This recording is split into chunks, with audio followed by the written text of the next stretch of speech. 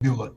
De qualquer forma, ele vai ter alguma coisa para se vitimizar. Vitimizar. Ele vai mostrar a tornozeleira eletrônica, ele vai cruzar as pernas mostrando a tornozeleira. É, então, eu acho que, e depois de tudo isso, eu acho que prisão preventiva, Sakamoto, decorre de necessidade. Há necessidade de se dar um breque, de se parar o Bolsonaro. E a justiça também se desmoraliza. Não é que não é um ambiente político, mas e da justiça? Para ele pode tudo? E o tratamento igualitário? Então, olha, o Bolsonaro não vai preso, mas o Mané da esquina vai. Não é assim. É, com relação à justiça, há elementos, há necessidade, e a necessidade, no caso Bolsonaro, está na cara de todo mundo. Esse ponto, professor Mairovitch, a gente vê que, de certa maneira, Alexandre de Moraes está aí numa cilada agora, né?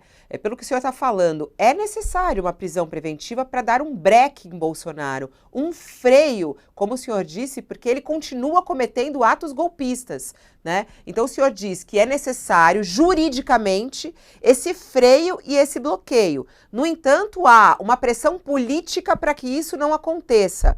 O senhor acha que se ele tomasse outras medidas, como sugeriram aqui o Josias e o Sakamoto, uma tornozeleira eletrônica, não seria suficiente? No caso, o que seria necessário seria uma prisão. O senhor acredita que Alexandre de Moraes possa fazer isso nesses próximos dias, professor Mairovitch?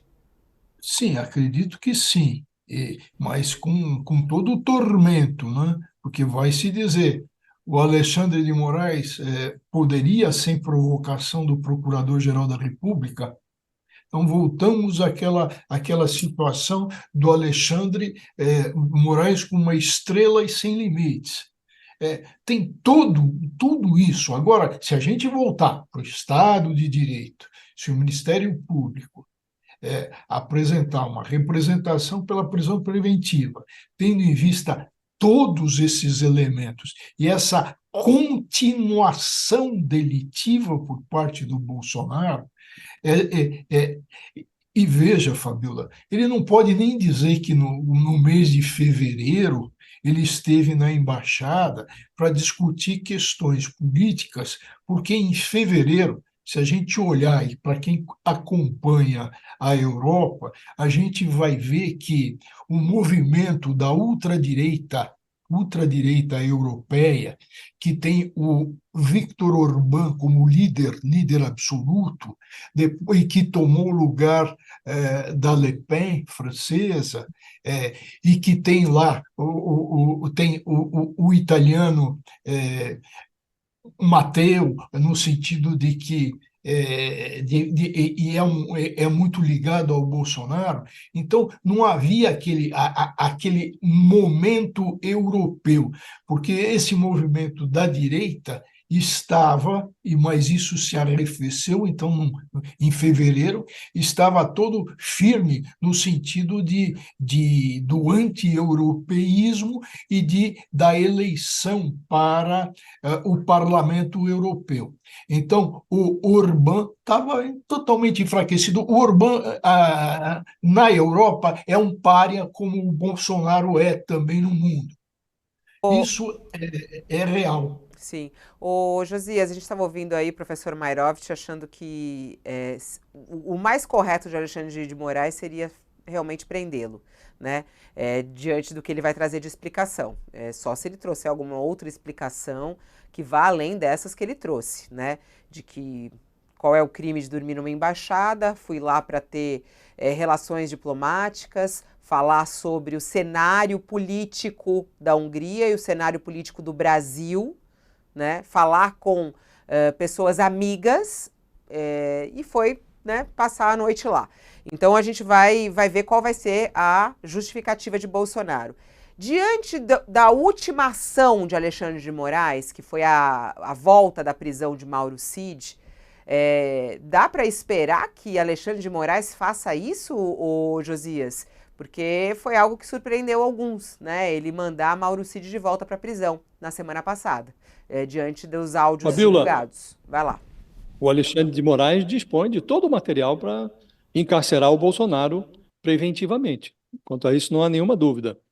Agora, do ponto de vista prático, a meu juízo, seria uma inconveniência.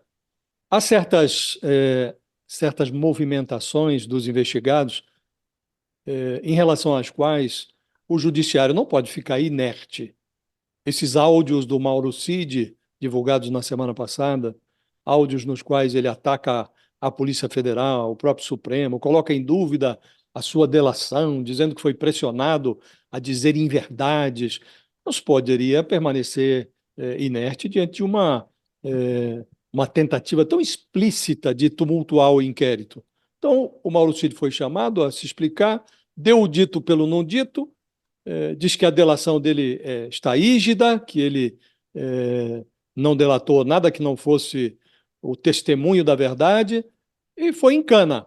Agora está a delação dele submetida a uma análise, vai ser mantida, não vai ser mantida, sem prejuízo de todas as evidências, as revelações que ele fez e que foram corroboradas por testemunhos e por provas materiais coletadas posteriormente. No caso do Bolsonaro, há elementos para a prisão, mas, a meu juízo, seria mais sábio, o ministro já não se manteve inerte, deu 48 horas para que o Bolsonaro, que a sua defesa se explique, que história é essa de passar 2 dias numa embaixada, e, dependendo da explicação, a meu juízo não há explicação aceitável nesse caso, ele vai ter que tomar uma providência. Pode ser, poderia ser, a legislação permite que ele adote a prisão preventiva.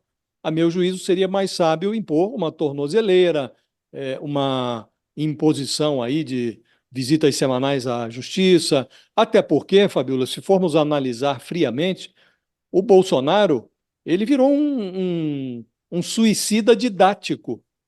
Ele fornece, ele demarca os seus erros, um cuidado que facilita a vida dos seus investigadores. Foi assim na presidência da República, ele deixou um rastro de erros que hoje facilita enormemente o trabalho da Polícia Federal. E, nesse momento, ele está assombrado pela perspectiva de uma prisão que ele próprio já considera incontornável. Por isso ele foi para a embaixada, por isso ele fugiu para a Flórida, por isso lá na Flórida ele esboçou a hipótese de requerer cidadania italiana. Ele está há algum tempo procurando a rota de fuga. Nesta filmagem que foi feita dele nas dependências da Embaixada da Hungria, a rota da fuga ficou esboçada. Então, havendo uma ordem de prisão contra ele, ele entra numa embaixada, diz que está sendo perseguido politicamente e requisita o asilo diplomático. E ele ficaria trancado na embaixada. Para sair do país, para ir embora, ele precisaria de um salvo-conduto do Itamaraty, algo que é improvável que o governo Lula conceda a ele. Mas o que aconteceria, presumivelmente? Haveria aqueles acampamentos, os bolsonaristas que acamparam no quartel iriam acampar no setor de embaixadas de Brasília. E aquela algazarra se incorporaria à cena. Num dado momento, o Lula até poderia considerar melhor dar o salvo-conduto para o Bolsonaro e chorar na Hungria. Ou nos Estados Unidos, se o Trump se elege, acho que ele vai preferir os Estados Unidos à Hungria. Então, existe elemento, existe material para o Alexandre de Moraes determinar a prisão preventiva do Bolsonaro, mas, a meu juízo, seria um equívoco. Primeiro, porque o Bolsonaro só produz provas contra si mesmo. Essa visita, esses 2 pernoites na Embaixada da Hungria é mais um elemento de prova contra ele.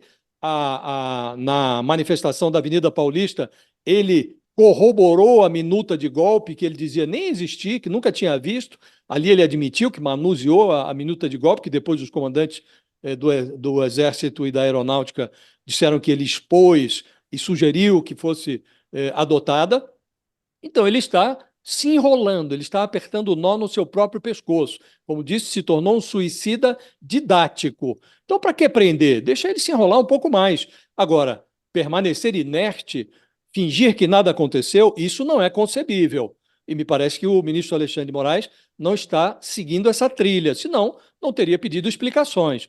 Presumivelmente, depois que vierem as explicações sobre o inexplicável, o ministro adotará alguma providência. Meu